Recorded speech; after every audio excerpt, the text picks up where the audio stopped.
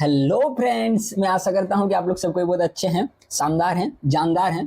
तो फ्रेंड्स, आज मैं आप लोग के लेके आया हूं क्लास 12 का जो ऑर्गेनिक केमिस्ट्री है। ऑर्गेनिक केमिस्ट्री से एक most most most important reaction जो कि है SN1 एंड SN2 रिएक्शन। तो बहुत ही अच्छा और बहुत ही इंपॉर्टेंट रिएक्शन है, बहुत मजा आने वाला है। तो चलिए बिना देरी किए हम लोग शुरू करते हैं। तो देखिए, SN1 और SN2 रिएक्शन पढ़ने से पहले हम लोग को पढ़ना पड़ेगा nucleophilic substitution reaction. What is nucleophilic substitution reaction? क्यों? क्योंकि SN1 SN2 रिएक्शन क्या है और कुछ नहीं, न्यूक्लियोफिलिक सब्स्टिट्यूशन रिएक्शन ही है। तो देखिए, न्यूक्लियोफिलिक सब्स्टिट्यूशन हम लोग यहाँ पे समझेंगे और क्या करेंगे, हम लोग एकदम अल्ट्रा बेसिक से उठेंगे और एकदम हम लोग एडवांस लेवल तक जाएंगे। आज SN1 SN2 रिएक्शन का सारा धागा खोल देंगे हम लोग। देखिए, 3 चीज यहाँ पे इन्वॉल्व हुआ है, न्यूक्लियोफिलिक सब्स्टिट्यूशन एंड रिएक्शन। तो इसको जानने से पहले सबसे पहले हम लोग को जानना पड़ेगा what is substitution reaction. What is substitution reaction? What is substitution reaction हम लोग को जानना पड़ेगा सबसे पहले कि सब्स्टिट्यूशन रिएक्शन हम लोग का होता क्या है।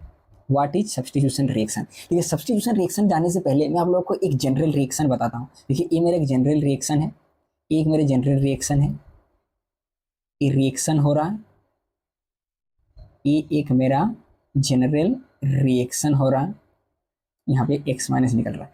ये इस रिएक्शन को आप ऑब्जर्व करिए, यहाँ पे हो क्या रहा है। देखिए, यहाँ पे क्या हो रहा है, X मेरा एक ओल्ड ग्रुप है, ओल्ड ग्रुप है, और यहाँ पे X की जगह मेरा एक तो न्यू ग्रुप आ रहा है, न्यू ग्रुप आ रहा है।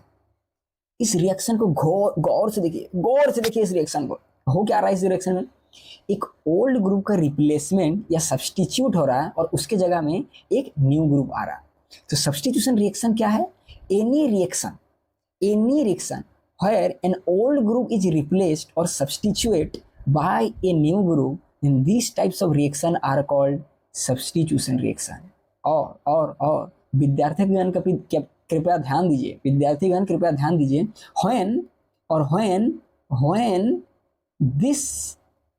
when this new group act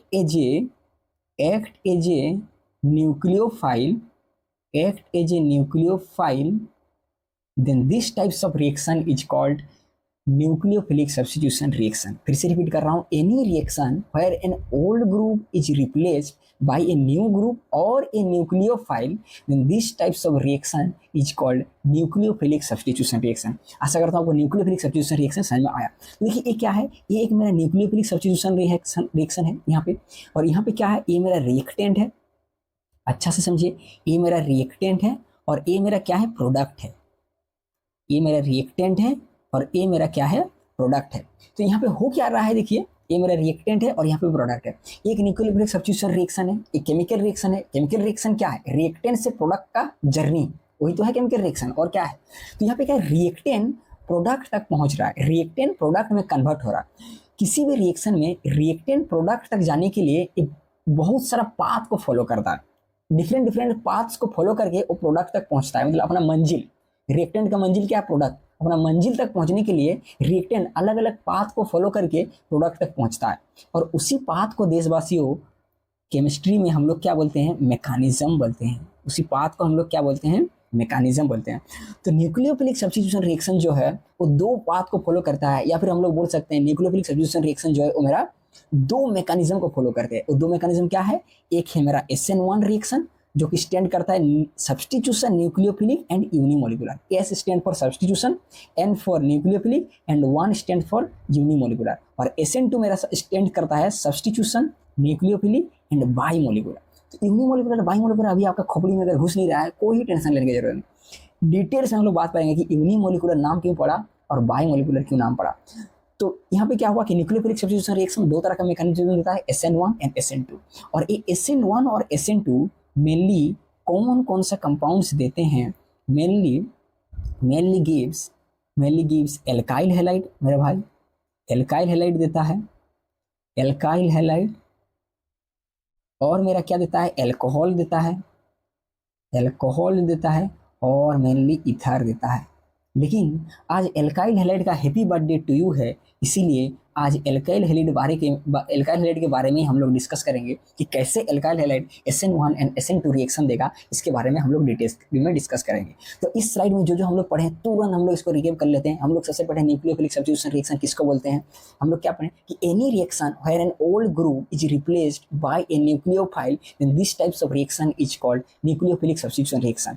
और हम लोग क्या पढ़े कि न्यूक्लियोफिलिक सब्स्टिट्यूशन रिएक्शन दो तरह का मैकेनिज्म शो करता है, एक है SN1 और SN2। और हम लोग भी ये पढ़े कि SN1 and SN2 reaction mainly कौन कौन से कंपाउंड देता है, alkyl halide, alcohol and ether. लेकिन आज हम लोग एल्काइल हैलाइड के बारे में डिस्कस करेंगे। तो चलिए, तो आज देखिए यहाँ पे हम लोग क्या करेंगे, एक कुछ ये पढ़ेंगे, कुछ बेसिक्स हम लोग क्या करेंगे आज डिस्कस करेंगे, कुछ बेसिक्स हम लोग डिस्कस करेंगे। SN1 SN2 रिएक्शन पढ़ने से पहले कुछ बेसिक्स के बारे में जानना बहुत जरूरी है। बोलेंगे सर बेसिक्स, बेसिक्स सुन के बहुत थोड़ा गुदगुदी हो रहा है। बेसिक्स क्या है, सिंपल है बट नॉट इजी, मतलब सरल है पर आसान नहीं है। बेसिक ही जानना बहुत जरूरी है। तो SN1 SN2 रिएक्शन पढ़ने से पहले सबसे पहले हम लोग क्या करेंगे, थोड़ा बेसिक्स जानेंगे। तो देखिए बेसिक्स में हम लोग सबसे पहले एल्काइल हैलाइड के बारे में उसका थोड़ा खतियान खोलते हैं और इसका हिस्ट्री के बारे में थोड़ा सा इसका बैकग्राउंड नॉलेज ले लेते हैं कि एल्काइल हैलाइड जो बंदा है वो दिखता कैसा है, इसका नेचर कैसा है, इसका बिहेवियर कैसा है। देखिए एल्काइल हैलाइड को जनरली हम लोग रिप्रेजेंट करते हैं R और X से, R और X से रिप्रेजेंट करते हैं। जहाँ पे R मेरा क्या है, R मेरा और कुछ नहीं, वो है एल्काइल ग्रुप, और X जो है ये मेरा हेलोजन ग्रुप है। और बच्चा देशवासियों जानता है हेलोजन में 4 जो माफिया है वो प्रेजेंट रहता है, fluorine, chlorine, bromine and iodine. दूर गांव में जब कोई बच्चा रोता है, माँ बोलता है बेटा चुप हो जाने, तो हेलोजन आ जाएगा।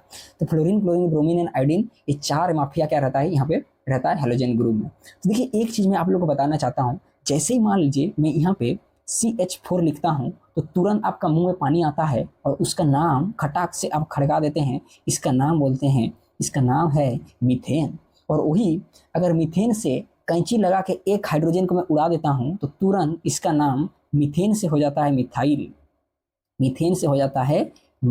इसका नाम क्या हो जाता है, मीथेन से मिथाइल हो जाता है। तो वही अगर एक फॉर्मूला में लिखता हूँ CnH2n+2, तो आपका मुंह में पानी आता है और तुरंत बोलते हैं ये और कोई नहीं, ये कॉकरोच जनता पार्टी का अध्यक्ष है, इसका नाम क्या है, एल्केन। इसका नाम क्या है मेरा, एल्केन। और वही अगर एक हाइड्रोजन में एल्केन का एक हाइड्रोजन से मैं कैंची से उड़ा दूं तो उसका नाम एल्केन से क्या निकल के आ जाता है, CnH2n+1 हो जाता है और उसका नाम एल्केन से क्या हो जाता है, एल्काइल हो जाता है। तो यही एल्काइल ग्रुप होता है। और जब इस एल्काइल ग्रुप में एक हेलोजन अटैच रहता है तो इससे बनने वाला कंपाउंड को हम लोग क्या बोलते हैं, एल्काइल हैलाइड। तो चलिए अपना शब्दों को बयान में थोड़ा व्यक्त कर दीजिए। तो देखिए क्या होता है यहाँ पे, when A halogen group is attached to an alkyl group, then this type of compound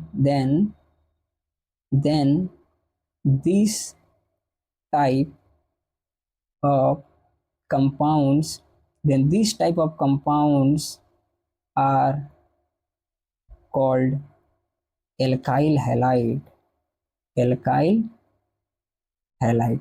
तो ऐसा करता हूँ आपको ये समझ में आया एल्काइल हैलाइड क्या है। और जनरल फॉर्मूला एल्काइल हैलाइड को हम लोग को याद रखना है, क्या है, CnH2n+1 और X, ये होता है मेरा जनरल फॉर्मूला एल्काइल हैलाइड का। आशा करता हूँ आप लोग को ये याद रखेंगे। तो ये हम लोग एल्काइल हैलाइड के बारे में पढ़े। और एल्काइल हैलाइड के बारे में हम लोग क्या पढ़ेंगे, देखिए एक मोस्ट इंपॉर्टेंट पॉइंट जो एल्काइल हैलाइड के बारे में हम लोग को ध्यान रखना है, जो आगे चल के SN1 SN2 रिएक्शन में हम लोग का मदद करेगा, वो क्या है, nature of carbon halogen bond in alkyl halide. Nature of carbon halogen bond in alkyl halide. Alkyl halide में कार्बन हेलोजन का बॉन्ड का नेचर क्या होता है। देखिए ये मेरा एक एल्काइल हैलाइड है, मैं ड्रॉ करता हूँ, ये मेरा एक एल्काइल हैलाइड है। और बच्चा जानता है कि जो इलेक्ट्रोनेगेटिविटी है हेलोजन का वो हम लोग का ज़्यादा होता है कार्बन से। और इलेक्ट्रोनेगेटिविटी हेलोजन का ज़्यादा होने के कारण इसका खोपड़ी में आता है नेगेटिव चार्ज और कार्बन का खोपड़ी में आता है पॉजिटिव चार्ज। देखिए यहाँ पे क्या हो रहा है, partial negative and partial positive charge develop हो रहा है। ध्यान से सुनिए, इलेक्ट्रोनेगेटिविटी के कारण क्या होता है, किसी भी एटम का खोपड़ी में पार्शियल नेगेटिव चार्ज और पार्शियल पॉजिटिव चार्ज डेवलप तब होता है जब क्या होता है, शिफ्टिंग ऑफ इलेक्ट्रॉन होता है। और शिफ्टिंग ऑफ इलेक्ट्रॉन का कब होता है, इलेक्ट्रोनेगेटिव डिफरेंस के कारण क्या होता है, शिफ्टिंग ऑफ इलेक्ट्रॉन होता है। और शिफ्टिंग ऑफ इलेक्ट्रॉन के कारण क्या होता है, किसी भी एटम के खोपड़ी के ऊपर partial positive and partial negative charge आता है। तो थोड़ा यहाँ पे व्यक्त कर देते हैं, पार्शियल, देखिए partial positive and negative charge, partial positive and negative charge developed due to shifting of electron, due to shifting of electron। जब शिफ्टिंग ऑफ इलेक्ट्रॉन होता है तो मेरा क्या होता है, partial positive and negative charge develop होता है। लेकिन जब कंप्लीट ट्रांसफर होता है, जैसे मान लीजिए एल्केन का बात किया, यहाँ पे क्या होता है, यहाँ पे कंप्लीट चार्ज डेवलप होता है मेरे भाई, पार्शियल चार्ज का कोई यहाँ पे रोल नहीं रहता। क्यों, क्योंकि यहाँ पे मेरा शिफ्टिंग ऑफ इलेक्ट्रॉन नहीं होता है, यहाँ पे होता है ट्रांसफर ऑफ इलेक्ट्रॉन, यहाँ पे होता है ट्रांसफर ऑफ इलेक्ट्रॉन। तो इस स्लाइड में हम लोग क्या पढ़ें, जल्दी से रिकेप कर लेते हैं। हम लोग पढ़ेंगे एल्काइल हैलाइड के बारे में पढ़ें। एल्काइल हैलाइड क्या होता है, ये ऐसा कंपाउंड जहाँ पे एक एल्काइल ग्रुप के साथ एक हेलोजन ग्रुप डायरेक्टली अटैच रहता है, तो ऐसे कंपाउंड्स को हम लोग क्या बोलते हैं, एल्काइल हैलाइड्स बोलते हैं। और एल्काइल हैलाइड्स का जनरल फॉर्मूला क्या है, CnH2n+1 एंड X, इसको याद रखेंगे। और उसके बाद हम लोग क्या पढ़ें कि nature of carbon halogen bond in alkyl halide. Alkyl halide में कार्बन हेलोजन का बॉन्ड क्या होता है, कार्बन के ऊपर क्या होता है, पार्शियल पॉजिटिव चार्ज होता है और हेलोजन के ऊपर पार्शियल नेगेटिव चार्ज होता है। और हम लोग ये भी पढ़े कि पार्शियल चार्ज किसी भी एटम के ऊपर तब आता है जब शिफ्टिंग ऑफ इलेक्ट्रॉन है। शिफ्टिंग ऑफ इलेक्ट्रॉन के कारण क्या होता है, partial positive and partial negative charge होता है। और ट्रांसफर ऑफ इलेक्ट्रॉन के कारण complete positive and complete negative charge आता है। आशा करता हूँ इस स्लाइड आपको समझ में आया। तो चलिए आगे बढ़ते हैं। तो देखिए आगे क्या है, बोले सर इतना देर से चिल्ला चिल्ला के आप पूरा फाड़ दे रहे हैं, गला फाड़ दे रहे हैं कि न्यूक्लियोफाइल न्यूक्लियोफाइल न्यूक्लियोफाइल। थोड़ा बयान तो कर दीजिए अपना जुबान पे कि न्यूक्लियोफाइल ये बंदा है क्या, ये दिखता कैसा है, कौन सा गोला से आया है। तो न्यूक्लियोफाइल के बारे में थोड़ा सा हम लोग यहाँ पे क्या कर देंगे, अपना बैकग्राउंड तैयार कर लेंगे। तो देखिए न्यूक्लियोफाइल मेरा है क्या, न्यूक्लियोफाइल मेरा है क्या, न्यूक्लियोफाइल ये बंदा है क्या। देखिए न्यूक्लियोफाइल क्या है, न्यूक्लियोफाइल क्या है, ये है इलेक्ट्रॉन रिच, इलेक्ट्रॉन रिच होता है, इलेक्ट्रॉन का बहुत धनी आदमी है, बोरा में ठूस ठूस के इलेक्ट्रॉन रखता है न्यूक्लियोफाइल।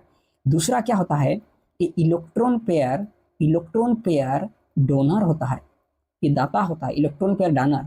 और तीसरा पॉइंट क्या होता है, ये न्यूक्लियस लविंग होता है। ये क्या होता है, न्यूक्लियस लविंग। बोलेंगे सर न्यूक्लियस लविंग मतलब क्या, न्यूक्लियस लविंग मतलब पॉजिटिव के प्रति इसका बेपनाह मोहब्बत रहता है, पॉजिटिव चार्ज के प्रति अट्रैक्शन होता है। जैसे ही पॉजिटिव चार्ज कहीं पे देखता है इसका मुंह में पानी आता है और तुरंत क्या करता है, वहां पे अटैक कर देता है। तीसरा पॉइंट क्या है, कैसे पहचाने कौन न्यूक्लियोफाइल है, सिंपल सा ट्रिक से, all negative charge species, all negative charge species, all negative charge species are act as a nucleophile, all negative charge species are act as a nucleophile. थोड़ा एग्जांपल खड़का देते हैं, जैसे मान लीजिए Cl- हो गया, मेरा Br- हो गया, OH- हो गया, CH3, C double bond O- हो गया। जितने भी नेगेटिव चार्ज स्पेसीज है सारा मेरा क्या करेगा, एज ए न्यूक्लियोफाइल काम करेगा। और क्या है, बोलेंगे सर खाली नेगेटिव चार्ज स्पेसीज से ही न्यूक्लियोफाइल होता है क्या, नहीं मेरा दोस्त, न्यूट्रल स्पेसीज भी मेरा न्यूक्लियोफाइल होता है। लेकिन कौन कौन सा न्यूट्रल स्पेसीज है, न्यूट्रल स्पेसीज भी मेरा क्या होता है, न्यूक्लियोफाइल होता है। Neutral species having lone pair electron, ये भी मेरा क्या होता है, न्यूक्लियोफाइल होता है। जैसे आप देखिए H2O, इसमें भी लोन पेयर है, ROH एल्कोहल, मेरा इसमें लोन पेयर है, NH3 लोन पेयर है, न्यूक्लियोफाइल जैसा काम करेगा। RNH2 लोन पेयर है, एक न्यूट्रल न्यूक्लियोफाइल है। और क्या है सर, ऑल लेविस बेस, जितना भी लेविस बेस है सब क्या करेगा, न्यूक्लियोफाइल जैसा काम करेगा। All Lewis base, all level basis are act as a nucleophile, all Lewis base भी क्या करेगा मेरा न्यूक्लियोफाइल जैसे काम करेगा। और क्या है, कंपाउंड्स कंटेनिंग, देखिए बहुत इंपॉर्टेंट पॉइंट है जानना, कंपाउंड्स कंटेनिंग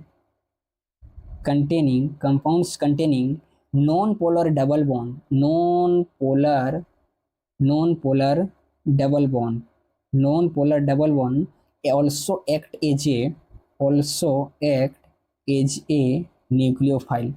इसका मतलब क्या है, नॉन पोलर डबल बॉन्ड मतलब क्या होता है, देखिए carbon carbon double bond, alkene जो है, एल्काइन जो है, मेरा बेंजीन जो है, ये क्या है नॉन पोलर डबल बॉन्ड है। लेकिन पोलर डबल बॉन्ड का एग्जांपल क्या है, देखिए ये इसके ऊपर क्या होता है, पोल क्रिएट होता है, एक डबल बॉन्ड है लेकिन पोल क्रिएट होता है, नेगेटिव एंड पॉजिटिव। लेकिन carbon carbon alkene and benzene के ऊपर डबल बॉन्ड तो है, इसके ऊपर लेकिन कोई चार्ज क्रिएट नहीं होता है क्योंकि पोलरिटी डेवलप नहीं हो पाता है, इसलिए इसको बोलता है नॉन पोलर डबल बॉन्ड। तो ये नॉन पोलर डबल बॉन्ड भी क्या होता है, ये जो न्यूक्लियोफाइल मेरा काम करता है। तो होता क्या है रिएक्शन में, तो देखिए यहाँ पे जैसे मेरा एल्काइल हैलाइड होता है मेनली, और यहाँ पे मेरा हेलोजन है, हेलोजन के ऊपर हम लोग जानते हैं इसके खोपड़ी में आता है नेगेटिव चार्ज और कार्बन के खोपड़ी में आता है पॉजिटिव चार्ज, और न्यूक्लियोफाइल के ऊपर नेगेटिव चार्ज होता है। और मैं आपको एक पॉइंट बता दिया हूँ कि ये क्या होता है, न्यूक्लियस लविंग स्पीसीज होता है, मतलब पॉजिटिव चार्ज देखने से ही इसका मुंह में पानी आता है और तुरंत क्या करता है, अटैक कर देता है। तो न्यूक्लियोफाइल एल्काइल हैलाइड का पॉजिटिव सेंटर में क्या करता है, सॉरी एल्काइल हैलाइड का पॉजिटिव सेंटर में क्या करता है, अटैक करता है और क्या करता है, कार्बन हाइड्रोजन बॉन्ड को तोड़ता है और यहाँ पे कार्बन के साथ न्यूक्लियोफाइल अपना एक नया रिश्ता बना देता है, सॉरी एक नया रिश्ता, एक मिनट, कार्बन के साथ क्या करता है न्यूक्लियोफाइल मेरा एक नया रिश्ता बना देता है और हेलोजन मेरा क्या होता है, एज ए लिविंग ग्रुप निकल जाता है, हेलोजन मेरा एज ए लिविंग ग्रुप निकल जाता है। यही कहानी होता है यहाँ पे। तो इस स्लाइड में हम लोग क्या पढ़ें, न्यूक्लियोफाइल क्या होता है, न्यूक्लियोफाइल एक इलेक्ट्रॉन रिच होता है, न्यूक्लियोफाइल इलेक्ट्रॉन डोनर होता है। और न्यूक्लियोफाइल क्या होता है, nucleus loving species are called nucleophile, positive के प्रति उसका अट्रैक्शन होता है। और क्या है, all negative charge species are act as a nucleophile. दूसरा क्या है कि all neutral species having lone pair of electron are also act as a nucleophile, all Lewis bases are act as a nucleophile, ये हम लोग पढ़ें। और उसके बाद क्या पढ़ें, compounds containing non polar double bond क्या होता है, वो भी एज ए न्यूक्लियोफाइल काम करता है। और होता क्या है कि न्यूक्लियोफाइल क्या करता है, एल्काइल हैलाइड का जो पॉजिटिव सेंटर है उसमें अटैक करता है और कार्बन हाइड्रोजन बॉन्ड को तोड़ता है और रिएक्शन को आगे बढ़ता है। तो ये मेरा हम लोग का बैकग्राउंड था। अभी हम लोग बैकग्राउंड तैयार कर लें और अभी हम लोग क्या करते हैं, जंग का मैदान में कूदने ही वाले हैं और हम लोग शुरू करते हैं। ये हम लोग का ट्रेलर था कहानी का, अभी हम लोग का फिल्म स्टार्ट होता है। तो अभी हम लोग पढ़ेंगे SN1 and SN2 reaction. What is SN1 and SN2 reaction. तो देखिए SN1 रिएक्शन हम लोग पढ़ें क्या है, substitution nucleophilic and unimolecular reaction. SN1 reaction कैसा रिएक्शन है, एक न्यूक्लियोफिलिक सब्स्टिट्यूशन रिएक्शन है लेकिन यूनिमोलिकुलर है। तो देखिए ये मेरा एक क्या है, ये मेरा एक SN1 रिएक्शन है जिसमें क्या होता है, हेलोजन के खोपड़ी में पॉजिटिव चार्ज होता है और आर के खोपड़ी में हेलोजन की खोपड़ी में नेगेटिव चार्ज, आर के खोपड़ी में पॉजिटिव चार्ज होता है और न्यूक्लियोफाइल यहाँ पे क्या करता है, अटैक करता है और क्या करता है, ये मेरा प्रोडक्ट बनता है। तो देखिए इसमें क्या होता है, हम लोगों को जानना पड़ेगा कि इसका मैकेनिज्म के बारे में बहुत ज़्यादा जानना बहुत जरूरी है क्योंकि इसी से ही क्वेश्चन आता है। तो SN1 रिएक्शन, ये मेरा एक SN1 रिएक्शन है। तो चलिए इसका मैकेनिज्म के बारे में हम लोग थोड़ा जान लेते हैं कि इसका मैकेनिज्म क्या है, इसका माजरा क्या है SN1 रिएक्शन। देखिए SN1 रिएक्शन जो है वो 2 स्टेप प्रोसेस है। तो फर्स्ट स्टेप में क्या होता है, SN1 रिएक्शन में स्टेप वन में क्या होता है, देखिए स्टेप 1 में क्या होता है, ये मेरा एल्काइल हैलाइड है, और स्टेप 1 में होता क्या है, ये एल्काइल हैलाइड का बॉन्ड टूटता है और ये स्टेप 1 मेरा स्लो स्टेप होता है और यही मेरा RDS स्टेप होता है। और यहाँ पे एल्काइल हैलाइड में कार्बन और हेलोजन का बॉन्ड टूटता है और यहाँ पे मेरा कार्बोकटाइन इंटरमीडिएट बनता है और हेलोजन निकल जाता है, इसको बोलते हैं कार्बोकटाइन इंटरमीडिएट। इंटरमीडिएट क्या होता है, रिएक्टेंट और प्रोडक्ट के बीच वाला पार्ट। रिएक्टेंट सबसे पहले इंटरमीडिएट में कन्वर्ट होता है और इंटरमीडिएट से फिर प्रोडक्ट बनता है। तो जो SN1 रिएक्शन है उसका पहला स्टेप में क्या होता है, फर्स्ट स्टेप में कार्बोकटाइन इंटरमीडिएट का फॉर्मेशन होता है। फर्स्ट स्टेप में क्या होता है, कार्बोकटाइन इंटरमीडिएट का फॉर्मेशन। देखिए कोई भी रिएक्शन है ना, कोई भी रिएक्शन का मैकेनिज्म एक स्टेप में कन्वर्ट नहीं हो, एक स्टेप में क्या होता है कंप्लीट नहीं होता है, मल्टीपल स्टेप में क्या होता है पूरा होता है। तो SN1 रिएक्शन जो है वो 2 स्टेप में मतलब पूरा होता है। तो कोई भी स्टेप जो है रिएक्शन का मल्टीपल स्टेप में क्या होता है, पूरा होता है। उस मल्टीपल स्टेप में वो स्टेप को हमको लेके आते हैं जो स्टेप क्या है, सबसे स्लोएस्ट स्टेप है, और उसी स्लोएस्ट स्टेप से पूरा रिएक्शन का हम लोग क्या करते हैं, रेट डिटरमाइन करता है। क्योंकि SN1 रिएक्शन में केवल 2 ही स्टेप है, तो पहला स्टेप क्या होता है, इसका स्लोएस्ट स्टेप होता है, और उसी पहला स्टेप से उसका क्या करते हैं, उसका उस SN1 रिएक्शन का रेट डिटरमाइन करते हैं। तो आपको याद रखना है कि जो फर्स्ट स्टेप में है जहाँ पे फॉर्मेशन ऑफ कार्बोकटाइन इंटरमीडिएट, वही SN1 रिएक्शन क्या क्या है, रेट डिटरमाइनिंग स्टेप है। आशा करता हूं आपको ये समझ में आया। तो यहाँ पे क्या होता है, कार्बोकटाइन का फॉर्मेशन होता है, और मेरा स्टेप 2 में क्या होता है, स्टेप 2 में क्या होता है, स्टेप 2 में क्या होता है, कार्बोकटाइन फॉर्मेशन हो जाता है मेरा यहाँ पे, और स्टेप 2 में क्या करता है, न्यूक्लियोफाइल को मुंह में पानी आ जाता है, क्योंकि ये क्या करता है, पॉजिटिव को देखता है और यहीं क्या करता है, अटैक मार देता है। और ये रिएक्शन मेरा वेरी फास्ट होता है, वेरी फास्ट होता है, वेरी फास्ट होता है। फास्ट क्यों होता है, fast because of ion interaction. यहाँ पे क्या होता है, मेरा आयन इंटरेक्शन होता है, इसीलिए जो मेरा सेकेंड स्टेप है वो फास्ट स्टेप होता है, और फास्ट स्टेप से हम लोग रेट डिटरमाइन नहीं कर पाते हैं। तो आशा करता हूँ आपको ये समझ में आया। तो देखिए यहाँ पे आपको एक चीज़ बहुत ध्यान रखना जरूरी है, जो जान डाल देगा SN1 रिएक्शन का इस मैकेनिज्म में। हम लोग देखें कि पहला स्टेप में SN1 रिएक्शन में क्या होता है, पहला स्टेप में कार्बोकटाइन इंटरमीडिएट का फॉर्मेशन होता है। कार्बोकटाइन इंटरमीडिएट का क्या होता है, मेरा फॉर्मेशन होता है। तो जब कार्बोकटाइन बनता है, इसलिए कार्बोकटाइन का इतिहास के बारे में जानना बहुत जरूरी है। तो चलिए लगे हाथ हम लोग कार्बोकटाइन के इतिहास के बारे में थोड़ा पढ़ लेते हैं। तो कार्बोकटाइन है, कार्बोकटाइन हम लोग का यहाँ पे बन रहा है, और हम लोग को ये याद है कि कार्बोकटाइन अगर बन रहा है तो जहाँ जहाँ कार्बोकटाइन बनेगा, कार्बोकटाइन बन रहा है, तो अगर कार्बोकटाइन बन रहा है तो क्या होगा, मेरा रीअरेंजमेंट होगा। कार्बोकटाइन बन रहा है तो मेरा क्या होगा, रीअरेंजमेंट होगा। मतलब जहाँ जहाँ कार्बोकटाइन बनेगा वहाँ वहाँ रीअरेंजमेंट होगा, और हम लोग को वहाँ पे देखना पड़ेगा रीअरेंजमेंट करा के मोस्ट स्टेबल कार्बोकटाइन हम लोग को बनाना है। तो जहाँ जहाँ कार्बोकटाइन बनेगा वहाँ वहाँ क्या होगा, रीअरेंजमेंट होगा।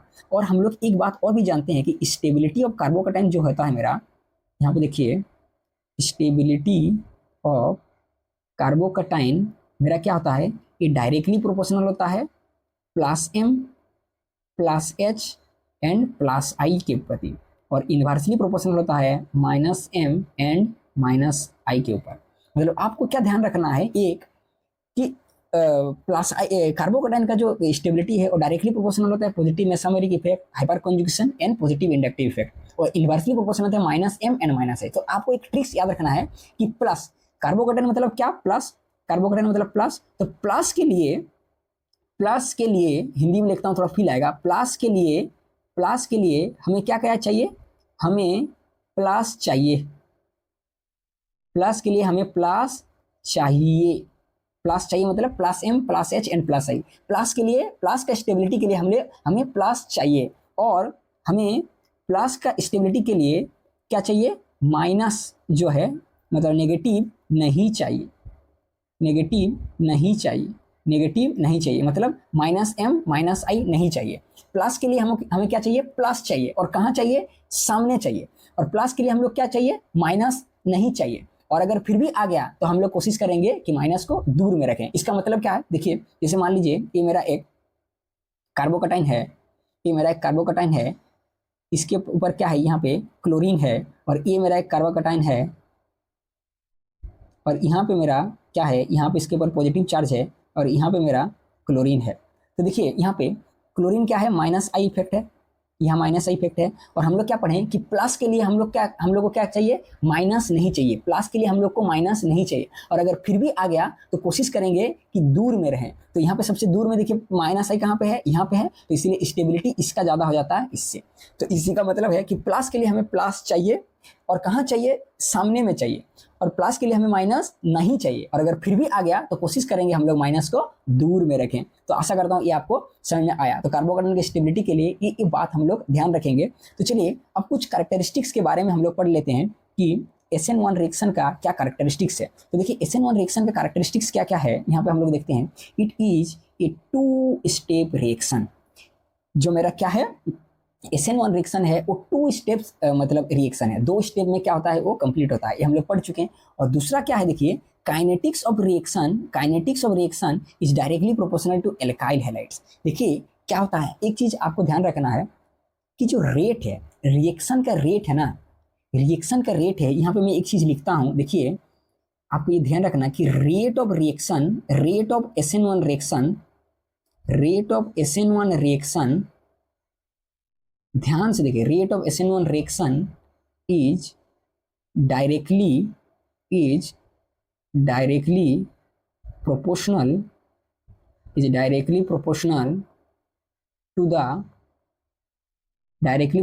to the एक्टिव मास और कंसंट्रेशन को ही एक्टिव मास बोलते हैं। डायरेक्टली प्रोपोर्शनल कंसंट्रेशन और active mass of all the reactants involved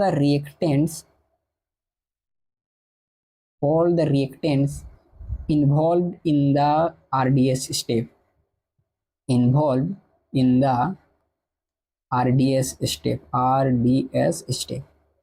SN1 reaction में जो रेट है वो RDS स्टेप का रिएक्टेंट साइड में जितना भी मतलब मेरा मतलब रिएक्टेंट्स प्रेजेंट्स है उसका कंसंट्रेशन के साथ क्या होता है, रेट का डायरेक्टली प्रोपोर्शनल होता है। उसका कंसंट्रेशन के साथ रेट का क्या होता है, डायरेक्टली प्रोपोर्शनल है। लेकिन RDS सिस्टम में हम लोग देखें, यहाँ पे देखिए ये मेरा RDS सिस्टम है, और RDS सिस्टम में हम लोग क्या देखें कि केवल एक ही मेरा रिएक्टेंट्स प्रेजेंट्स है। RDS सिस्टम में देखिए SN1 रिएक्शन में 2 रिएक्टेंट्स इन्वॉल्व है, एक मेरा एल्काइल हैलाइड और दूसरा मेरा न्यूक्लियोफाइल। लेकिन न्यूक्लियोफाइल तो RDS सिस्टम में प्रेजेंट नहीं रहता है, वो फास्ट सिस्टम में प्रेजेंट रहता है।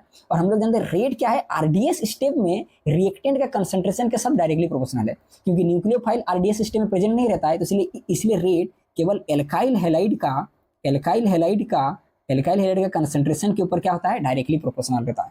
तो यहाँ पे और क्या है, यहाँ पे इसका ऑर्डर 1 है। ऑर्डर मतलब क्या कि रेट इक्वेशन में मतलब जो रिएक्टेंट है, रिएक्टेंट का कंसंट्रेशन के ऊपर जो भी पावर रहता है, देखिए यहाँ पे कुछ नहीं, मतलब बाय डिफॉल्ट 1 पावर, जितना भी पावर रहता है वो पावर क्या होता है, उसका ऑर्डर होता है। एक केमिकल काइनेटिक्स जब पढ़ेंगे हम लोग और डिटेल्स में पढ़ेंगे, तो देखिए एक पावर है, यहाँ पे पावर 1 है इसका, तो इसीलिए इसका ऑर्डर 1 होता है। और इसका मोलिकुलरिटी भी 1 होता है। मोलिकुलरिटी 1 है, मतलब RDS सिस्टम में कितना रिएक्टेंट मोलिकुल्स पार्टिसिपेट कर रहा है RDS सिस्टम में। और हम लोग देखें कि एक ही मोलिकुल्स पार्टिसिपेट कर रहा है, केवल एल्काइल हैलाइड, इसलिए इसका मोलिकुलरिटी भी 1 हो जाता है। और इसीलिए इसका नाम भी पड़ता है क्या, यूनिमोलिकुलर, क्योंकि एक मोलिकुल्स RDS सिस्टम में पार्टिसिपेट करते हैं, इसलिए इसका मोलिकुलरिटी 1 होता है, ऑर्डर 1 होता है। आशा करता हूँ आपको ये समझ में आया। तो चलिए आगे बढ़ते हैं।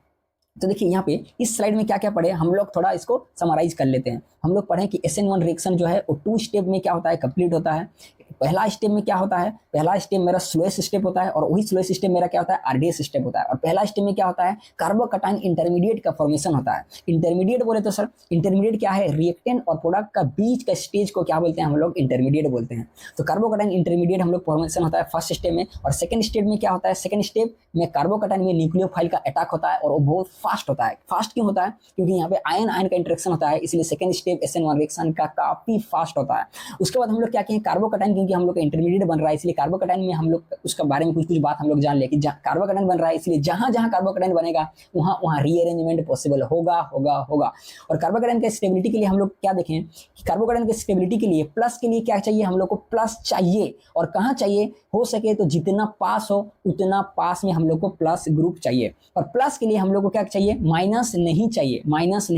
और अगर फिर भी आ गया तो कोशिश करेंगे दूर में रखें। आशा करता हूं आपको ये समझ में आ गया। और हम लोग क्या पढ़ें कि इसका क्या है, काइनेटिक्स हम लोग पढ़े SN1 रिएक्शन का, इसका ऑर्डर 1 होता है और मोलिकुलरिटी इसका भी 1 होता है SN1 रिएक्शन का। आशा करता हूं आपको ये स्लाइड समझ में आया। तो चलिए नेक्स्ट स्लाइड में चलते हैं। देखिए यहाँ पे नेक्स्ट स्लाइड में क्या बता रहा है कि rate is independent of concentration of nucleophile. हम लोग पढ़ चुके हैं, क्योंकि न्यूक्लियोफाइल जो है वो RDS सिस्टम में प्रेजेंट ही नहीं रहता है, इन्वॉल्व ही नहीं रहता है, पार्टिसिपेट ही नहीं करता है, इसलिए रेट क्या है, न्यूक्लियोफाइल का कंसंट्रेशन के ऊपर, इंडिपेंडेंस के ऊपर डिपेंड नहीं करता है। और यहाँ पे क्या देखिए, कार्बोकैटायन इंटरमीडिएट इज फॉर्म, हम लोग पढ़े, रीअरेंजमेंट में be possible during product formation. इसको आपको याद रखना है कि कार्बोकैटायन का रीअरेंजमेंट होगा, लेकिन कब होगा, प्रोडक्ट फॉर्मेशन के पास, प्रोडक्ट फॉर्मेशन के समय, not during the formation of carbocation, not during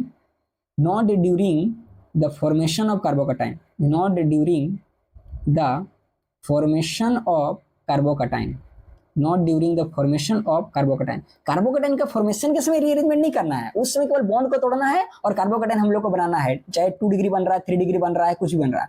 और जब प्रोडक्ट फॉर्म करने का समय आएगा तब हम लोग रीअरेंजमेंट करके, अगर 3 डिग्री का पॉसिबिलिटी है तो 3 डिग्री बनाएंगे, 2 डिग्री का पॉसिबिलिटी है तो 2 डिग्री बनाएंगे। तो कार्बोकैटायन का रीअरेंजमेंट कब होगा, during product formation and not during the formation of carbocation. तो आप आशा करता हूं आपको समझ में आए। और एक चीज पॉइंट देखिए हम लोग को, SN1 रिएक्शन जो है बहुत इंपॉर्टेंट है। SN1 reaction is favoured by polar protic solvent. देखिए कभी कभी क्या होता है, बोलते हैं कि सर हम लोग जानते हैं कि कोई बॉन्ड जब टूटता है तो क्या होता है, कोई रिएजेंट का अटैक होता है, तभी जाके क्या होता है, ओल्ड बॉन्ड टूटता है और न्यू बॉन्ड फॉर्मेशन होता है। लेकिन SN1 रिएक्शन में हम लोग देखते हैं फर्स्ट स्टेप में कोई रिएजेंट अटैक नहीं करता है, फिर भी क्या करता है, बॉन्ड कैसे टूट जाता है सर, कार्बन हाइड्रोजन बॉन्ड कैसे टूटता है, ऐसे नहीं टूटता है। यहाँ पे क्या करता है हम लोग, जैसे पोलर प्रोटिक सॉल्वेंट का यूज करते हैं, जिसको बोलते हैं PPS सॉल्वेंट, क्या करते हैं, सॉल्वेंट का यूज करते हैं। और इस सॉल्वेंट मदद करता है क्या करने के लिए, कार्बन हाइड्रोजन बॉन्ड को तोड़ने के लिए।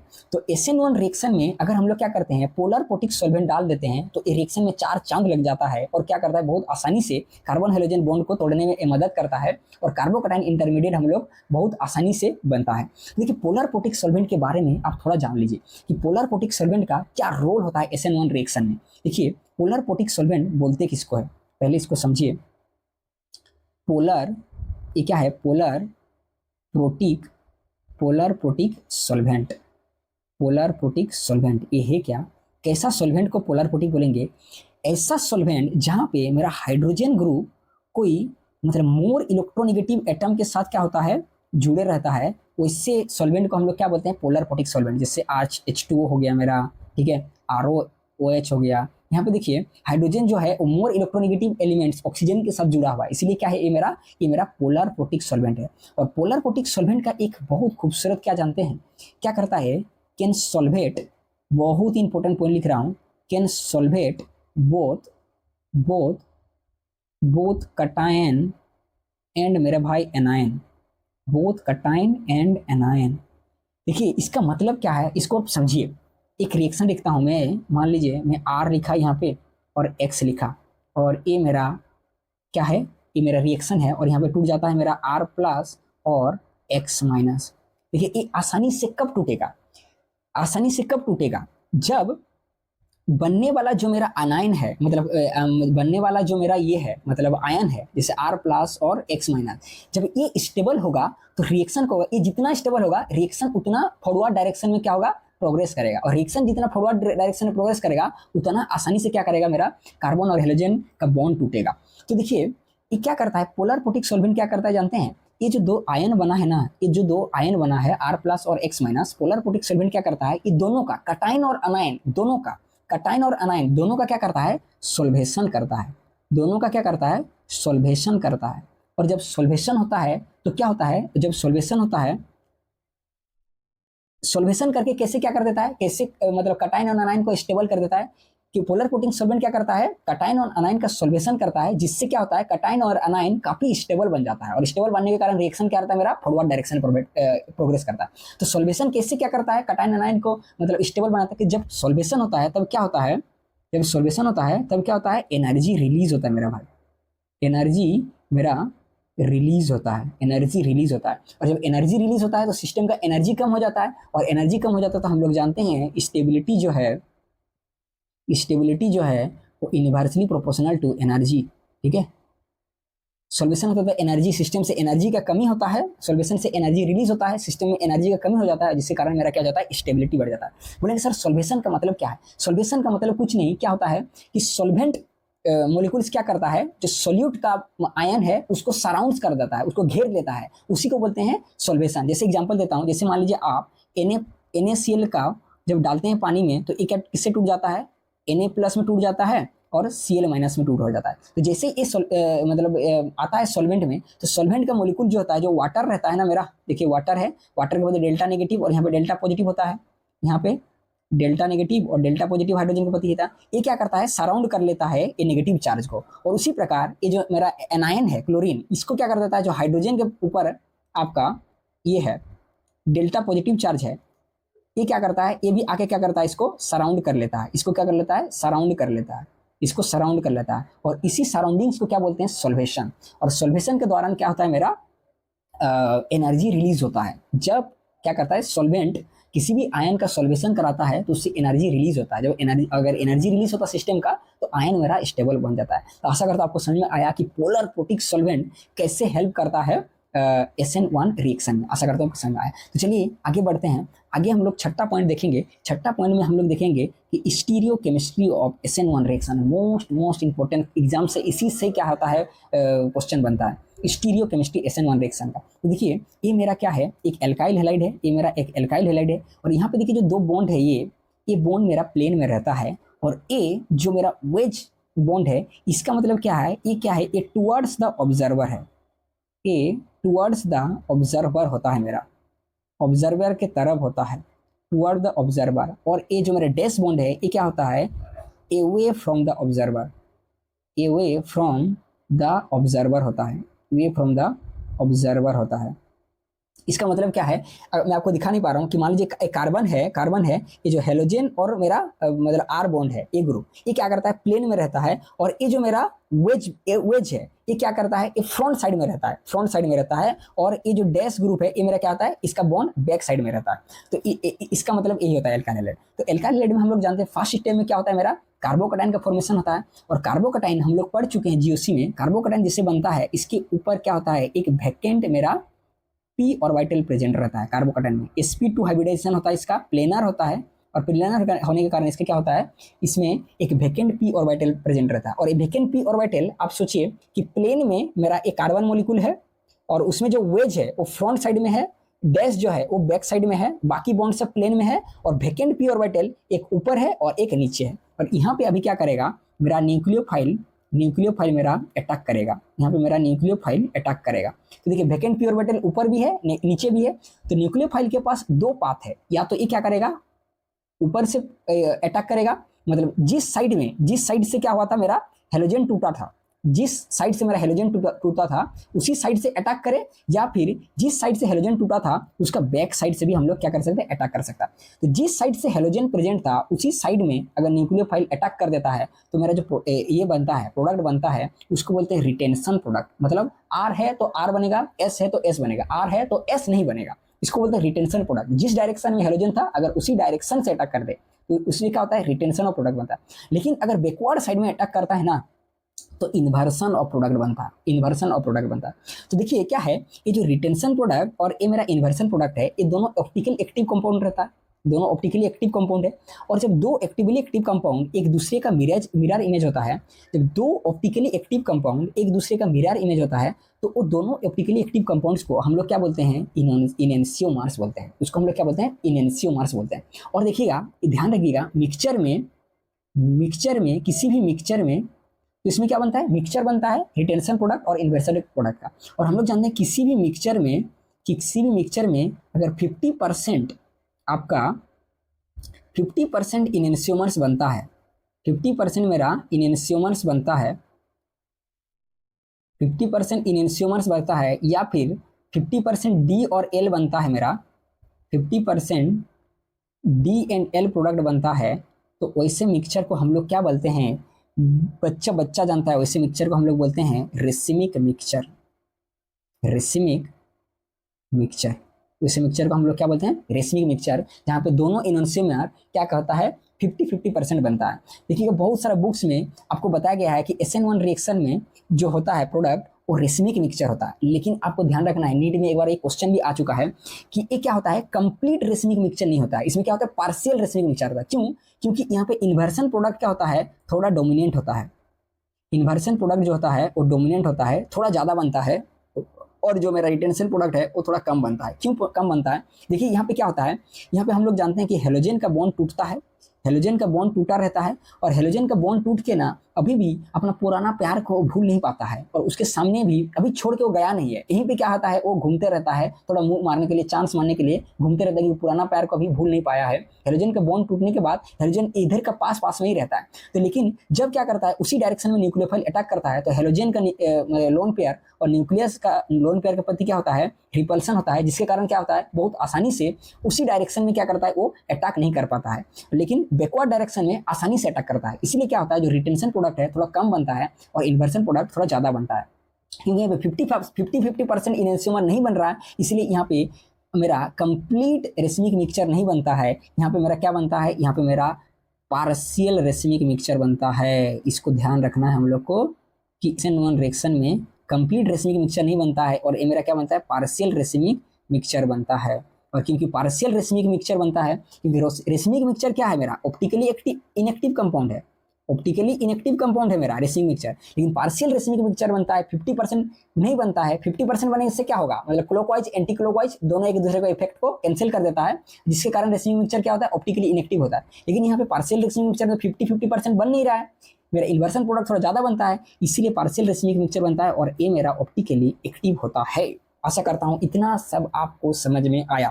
तो देखिए यहाँ पे क्या है, इंपॉर्टेंस पॉइंट क्या है, in SN1 reaction racemic mixture expected but inversion product dominance over retention product in it shows partial racemic mixture, partial racemic mixture था। दूसरा पॉइंट बहुत इंपॉर्टेंट, रिमेंबर क्या है, if carbon chiral carbon not present then no racemization. आपको याद रखना कि यहाँ पे जितना भी हम लोग retention product, inversion product, enantiomer, racemic mixture, partial racemic mixture जितना भी बात कर रहे हैं ये तब वैलिड होगा जब मेरा एल्काइल हैलाइड कायरल होगा। कायरल मतलब क्या कि एल्काइल हाइड का मतलब जो 4 ग्रुप है, चारों ग्रुप क्या होगा, जब डिफरेंट होगा तो क्या होता है, कंपाउंड्स कायरल होता है। तो कंपाउंड्स अगर कायरल होगा तभी क्या होगा, मेरा पार्शियल रेशमिक मिक्सचर ये सब का कहानी बनेगा। और अगर कायरल नहीं है तो ये सब का कोई रोल नहीं है। आशा करता हूँ आपको ये समझ में आया और आपको ये ध्यान रखना। तो चलिए अब इसका थोड़ा हम लोग रिविजन कर लेते हैं। स्टीरियोकेमिस्ट्री SN1 रिएक्शन का क्या होता है, SN1 रिएक्शन में क्या होता है, 2 प्रोडक्ट बनता है, रिटेंशन प्रोडक्ट और मेरा इन्वर्सन प्रोडक्ट। और क्या होता है, हम लोग जानते हैं कि रिटेंशन प्रोडक्ट क्या होता है, इसमें हेलोजन और न्यूक्लियोफाइल का लोन पेयर का रिपल्सन के कारण रिटेंशन प्रोडक्ट थोड़ा कम बनता है और इन्वर्सन प्रोडक्ट मेरा थोड़ा ज़्यादा बनता है। तो जिसके कारण यहाँ पे क्या होता है, कंप्लीट रेशमिक मिक्सचर नहीं बन पाता है, यहाँ पे मेरा पार्शियल रेशमिक मिक्सचर बनता है। अगर कंप्लीट रेशमिक मिक्सचर बनता तो ये क्या होता है, ऑप्टिकली इनएक्टिव होता, लेकिन क्योंकि यहाँ पे पार्शियल रेशमिक मिक्सचर बन रहा है इसलिए क्या होगा, मेरा ये ऑप्टिकली एक्टिव होता है। आशा करता हूँ आपको ये समझ में आया। चलिए आगे बढ़ते हैं। देखिए 7 पॉइंट क्या है मेरा, रिएक्टिविटी टुवर्ड्स SN1 रिएक्शन। तो SN1 का रिएक्टिविटी क्या है, SN1 का रिएक्टिविटी ये मेरा डायरेक्टली प्रोपोर्शनल होता है stability of कार्बोकटाइन।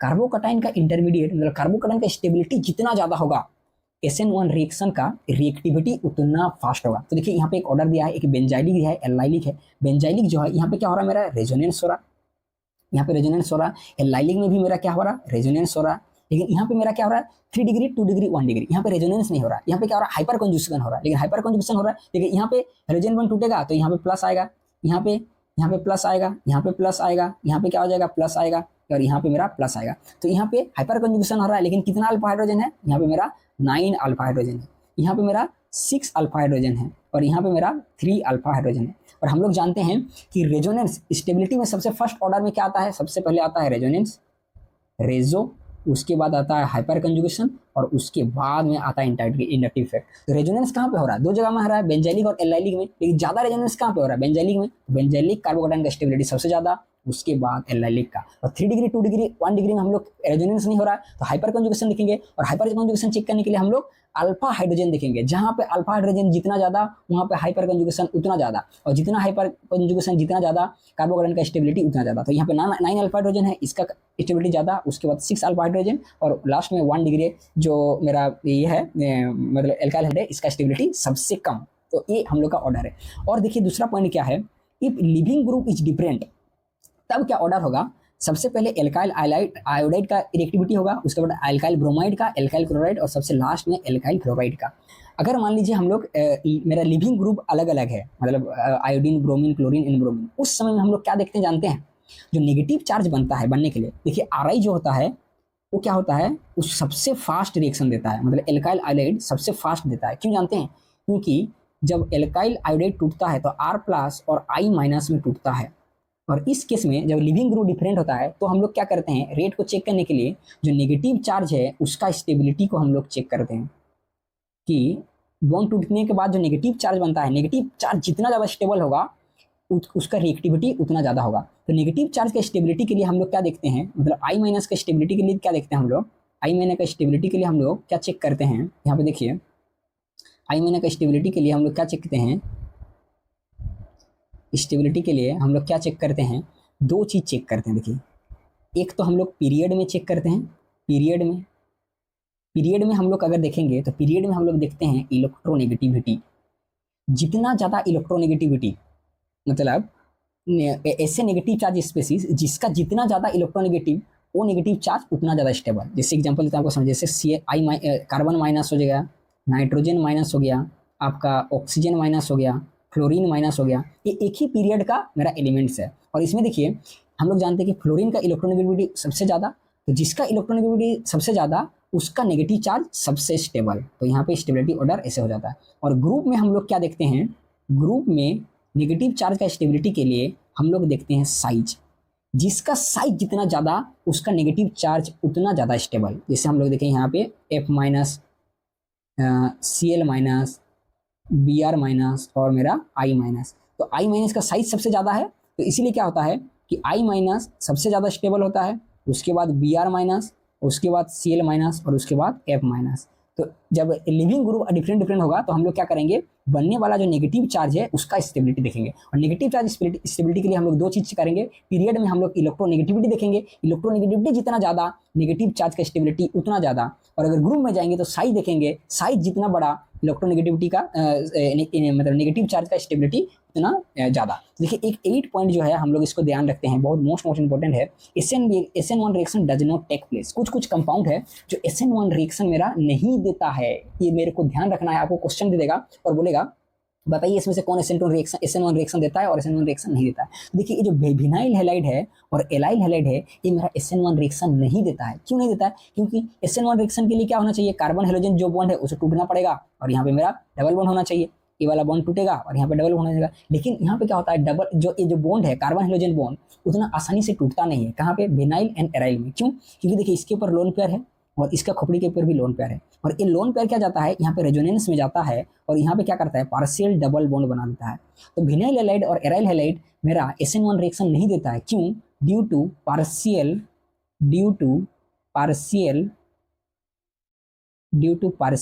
Double bond character, due to partial double bond character.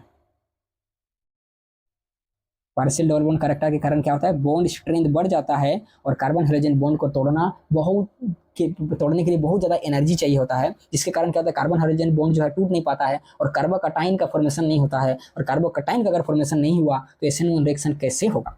आप आशा करता हूं आपको समझ में आया कि विनाइल हैलाइड एराइल हैलाइड मेरा SN1 रिएक्शन नहीं देता है। और कुछ ऐसा कंपाउंड जो देखिए इसे बाइसाइक्लो कंपाउंड्स भी क्या करता है, मेरा SN1 रिएक्शन नहीं देता है। क्यों नहीं देता है, क्योंकि किसान जेम लगा के एक रूल आता है, ब्रेड्स रूल, ब्रेड्स नाम का साइंटिस्ट था, ये दिया था। ये क्या बता दे कि ब्रिज हेड कार्बन एटम क्या है, क्या बोला था यहाँ पे कि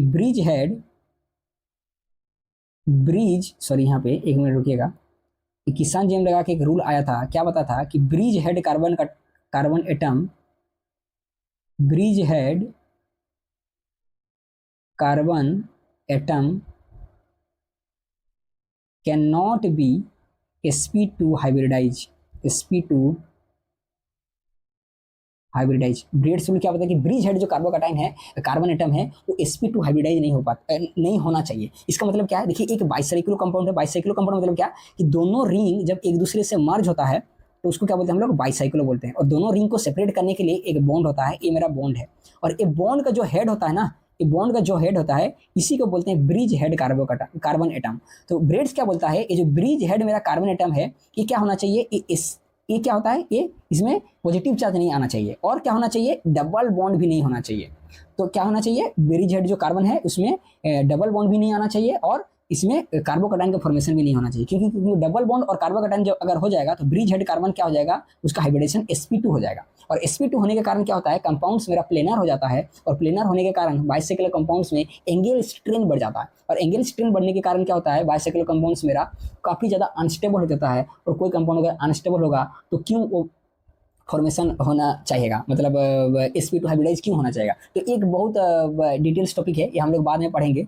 आपको याद रखना है कि ब्रेड्स रूल के अकॉर्डिंग जो बाइसाइक्लो कंपाउंड्स है वो भी क्या करता है, मेरा SN1 रिएक्शन नहीं देता है। क्यों, क्योंकि ब्रेड्स रूल क्या बोला है कि bridge head carbon atom can not be sp2 hybridize. ये आपको ध्यान रखना है। आशा करता हूँ आपको समझ में आया।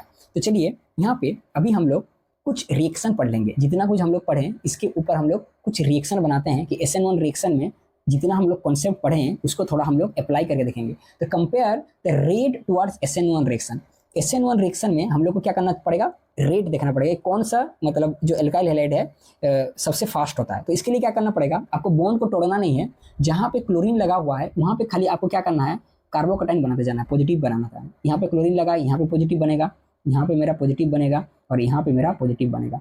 कहीं पे भी सबसे पहले स्टेबिलिटी ऑफ कार्बोकैटायन के लिए क्या आएगा, रेजो आएगा, लेकिन यहाँ पे रेजो है क्या, रेजो नहीं है। तो रेजो नहीं है, हाइपर कंजुगेशन देखेंगे। हाइपर कंजुगेशन के लिए हम लोग क्या फाइंड करना पड़ेगा, अल्फा हाइड्रोजन फाइंड करना पड़ेगा। तो देखिए यहाँ पे कितना अल्फा हाइड्रोजन है, यहाँ पे मेरा 9 अल्फा हाइड्रोजन है, ठीक है। यहाँ पे कितना अल्फा हाइड्रोजन है, यहाँ पे मेरा 5 अल्फा हाइड्रोजन है, ठीक है।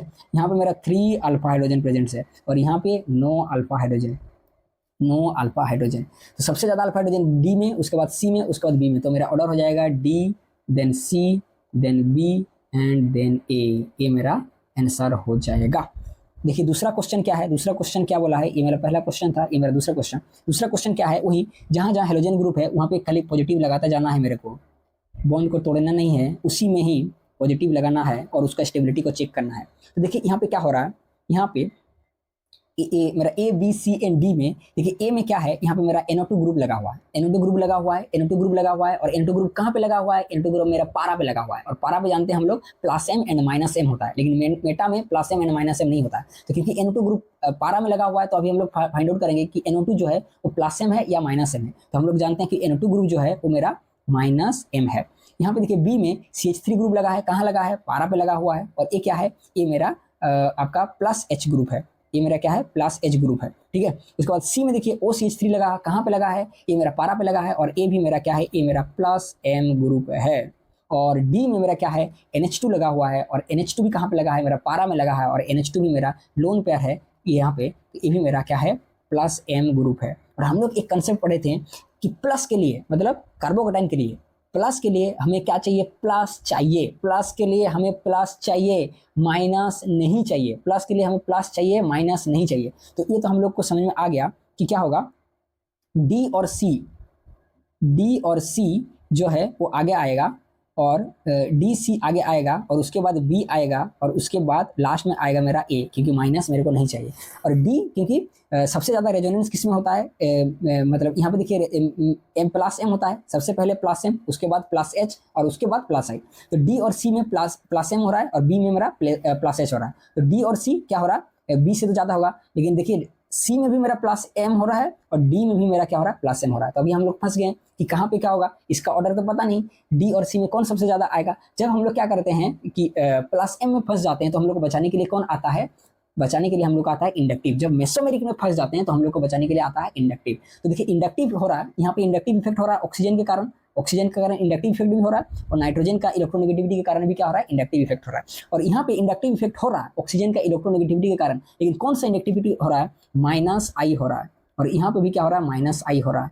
तो देखिए यहाँ पे हम लोग दोनों फंस गए, प्लस एम तो दोनों में हो रहा, लेकिन अभी कैसे डिसाइड करेंगे कि किसका रिएक्टिविटी ज्यादा होगा, सी या डी। तो इसको बचाने के लिए हम लोग को इंडक्टिव आता है। तो देखिए यहाँ पे इंडक्टिव हो रहा है ऑक्सीजन के इलेक्ट्रॉन के कारण, माइनस आई दोनों में हो रहा है, लेकिन किसका माइनस ज्यादा। तो हम लोग जाते हैं वो ऑक्सीजन का इलेक्ट्रोनेगेटिविटी सबसे ज्यादा, तो इसका माइनस सबसे ज्यादा। और हम लोग पढ़े हैं कि प्लस के लिए हमें माइनस ज्यादा नहीं चाहिए, माइनस हमें कम चाहिए। तो इसका ऑर्डर क्या हो जाएगा हम लोग का, D, then C, then B and then A. आशा करता हूँ आपको ए समझ में आया। तो आशा करता हूँ आपको समझ में आया। तो चलिए नेक्स्ट क्वेश्चन में जाएंगे। देखिए नेक्स्ट क्वेश्चन में क्या बता रहा है यहाँ हम लोग को, नेक्स्ट क्वेश्चन में वही करेंगे हम लोग, क्या करेंगे, यहाँ पे पॉजिटिव चार्ज लगाएंगे, यहाँ पे पॉजिटिव चार्ज लगाएंगे, यहाँ पे पॉजिटिव चार्ज लगाएंगे, और यहाँ पे भी हम लोग पॉजिटिव चार्ज लगाएंगे। तो देखिए रेजोनेंस सबसे पहले कहाँ कहाँ हो रहा है, यहाँ रेजोनेंस हो रहा है क्या? बिल्कुल हो रहा है। यहाँ रेजोनेंस हो रहा है क्या? नहीं। यहाँ पे रेजोनेंस हो रहा है क्या? हाँ बिल्कुल हो रहा है। यहाँ पे रेजोनेंस हो रहा है क्या? बिल्कुल हो रहा है। तो तीनों जगह रेजोनेंस हो रहा है, लेकिन देखिए यहाँ पे हम लोग को ध्यान रखना है, यहाँ पे भी रेजोनेंस हो रहा है, लेकिन रेजोनेंस क्या हो रहा है? Because of lone pair, because of lone pair resonance हो रहा है। और ये दोनों केस में क्या हो रहा है? Due to pi bond, due to pi bond, pi bond के कारण क्या हो रहा है? मेरा रेजोनेंस हो रहा है। और हम लोग जीओसी में एक कॉन्सेप्ट पढ़े थे कि लोन पेयर रेजोनेंस ज्यादा स्टेबल होता है पाई बॉन्ड रेजोनेंस से। तो यहाँ पे क्योंकि डी में मेरा क्या हो रहा है? लोन पेयर रेजोनेंस हो रहा है, तो इसीलिए क्या होगा? ये मेरा डी तो सबसे ज्यादा होगा। उसके बाद क्या आएगा? उसके बाद आएगा मेरा ए, उसके बाद आएगा मेरा बी, और सबसे लास्ट में मेरा आएगा सॉरी उसके बाद आएगा मेरा ए, और उसके बाद आएगा मेरा सी, और सबसे लास्ट में आएगा मेरा बी, क्योंकि यहाँ पे रेजोनेंस तो आ नहीं रहा है। और ए और सी में सबसे ज्यादा रेजोनेंस किसमें होगा? जो बेंजाइल कार्बोकेटाइन है इसमें सबसे ज्यादा रेजोनेंस हो रहा है, तो मेरा ऑर्डर बन के आएगा ए, उसके बाद ए डी सबसे बाद, उसके बाद ए, और उसके बाद सी, और लास्ट में मेरा आ जाएगा बी। आशा करता हूँ आपको ए समझ आएगा। तो डी ए सी बी मेरे को समझ में आया, क्योंकि ए डी में क्या हो रहा है? लोन पेयर रेजोनेंस हो रहा है, तो इसीलिए सबसे ज्यादा स्टेबल कार्बोकेटाइन यहाँ पे होगा। और ए और सी दोनों में रेजोनेंस हो रहा है, लेकिन सबसे ज्यादा रेजोनेंस किस में हो रहा है? ए में हो रहा है, इसलिए सी से ज्यादा ए होगा। और सबसे लास्ट में, क्योंकि रेजोनेंस इसमें हो नहीं रहा है, हाइपर कंजुगेशन हो रहा है, तो सबसे लास्ट में स्टेबल होगा कौन? बी। आशा करते हैं आपको ऑर्डर समझ में आया। तो चलिए नेक्स्ट क्वेश्चन बनाते हैं। नेक्स्ट क्वेश्चन में देखिए वही करेंगे हम लोग। यहाँ पे क्या करेंगे? पॉजिटिव डालेंगे। यहाँ पे हम लोग क्या करेंगे? पॉजिटिव डालेंगे। और यहाँ पे हम लोग क्या करेंगे? पॉजिटिव डालेंगे। तो स्टेबिलिटी ऑर्डर देखेंगे तो देखिए यहाँ पे क्या हो रहा है? रेजो हो रहा है क्या? यहाँ पे लोन पेयर है, यहाँ पे लोन पेयर है, और यहाँ पे क्या हो रहा है? मेरा लोन पेयर है। यहाँ पे रेजो हो रहा है क्या? रेजो हो रहा है। यहाँ पे रेजो हो रहा है क्या?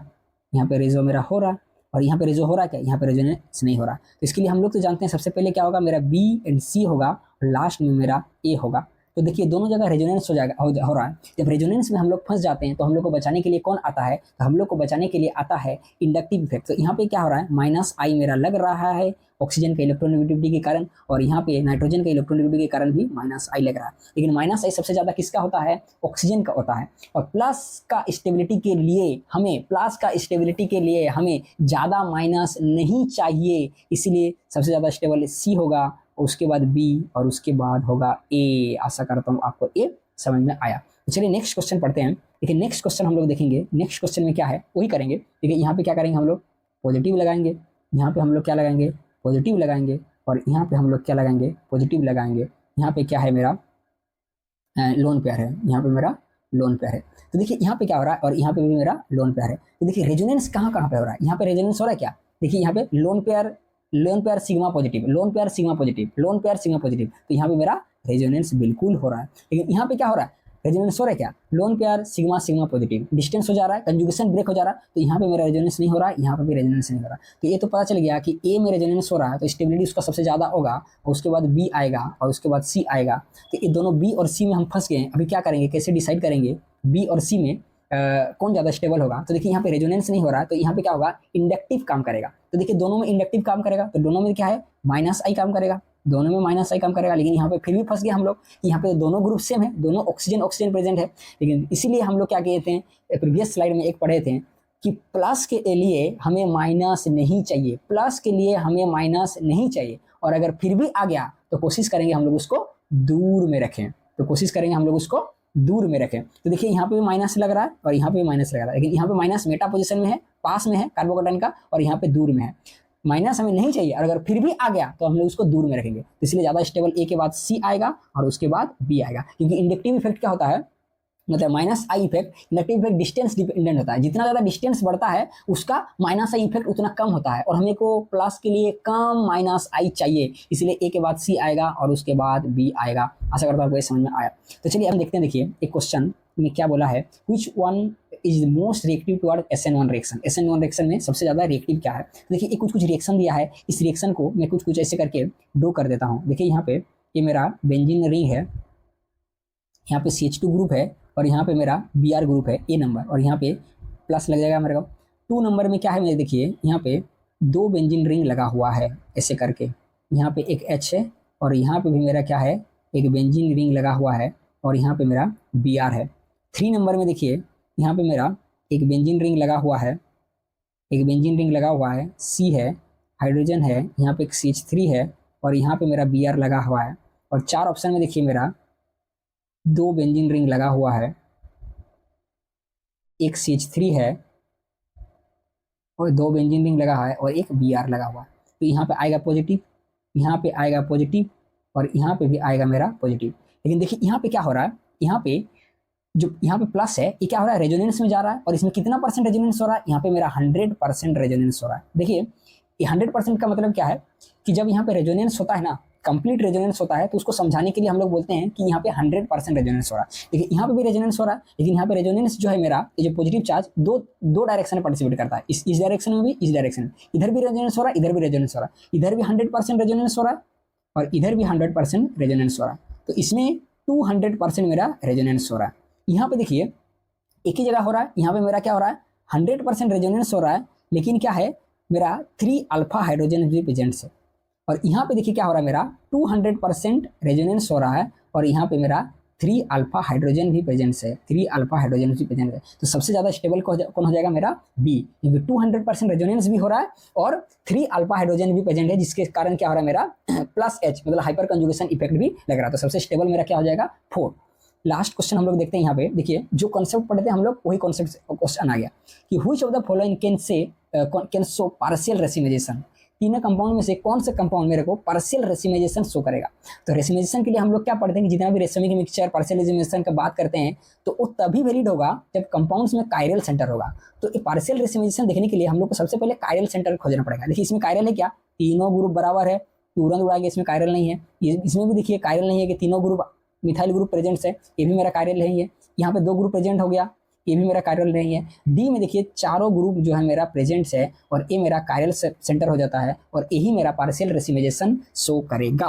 आशा करता हूँ आपको ये समझ में आया। Thank you very much.